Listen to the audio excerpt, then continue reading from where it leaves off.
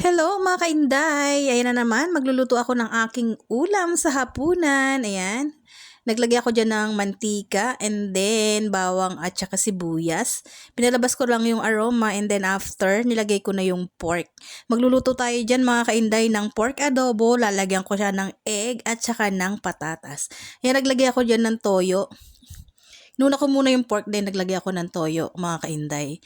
Ayan, halo-halo, mekos, and then takpan muna natin after ng medyo konting lumambot. Ayan, medyo nawala na yung ating toyong nilagay. And then, nilagyan ko siya ng konting tubig para lumambot pa yung ating pork. And then, nilagyan ko na rin siya ng paminta. At syempre, 'di ba, mga kainday, pag magpapalambot tayo ng karne, meron tayong anting-anting charot. Ayan, naglagay ako diyan, guys, ng pork. 'Di ba nakakatulong daw 'yon sa kasabihan ng ating mga magulang.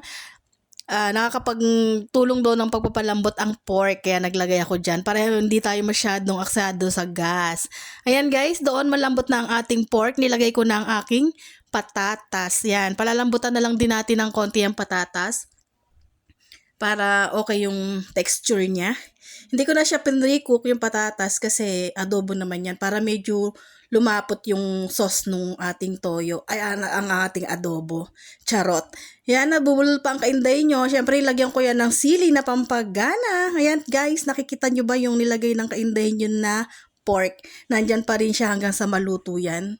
Ayan ang ating dinner. Pork adobo with egg. Ayan, nalagay tayo dyan ng vinegar. Konti lang nilagay natin dyan, mga kainday, para hindi masyadong umaasim. After na kumulo, lalagay ko yung egg. Yan. Nilagay na natin dyan yung egg, mga kainday. Pakukulan lang natin yan ng konti hanggang sa lumasa na yung ating toyo. Yan. Tinanggal ko na yung anting-anting nating pork, charot. Yan, guys, ang ating ulam sa dinner. Thank you for watching. Maraming salamat sa suporta. Yan, guys, okay na ang lasa. Kain po tayo. Bye-bye!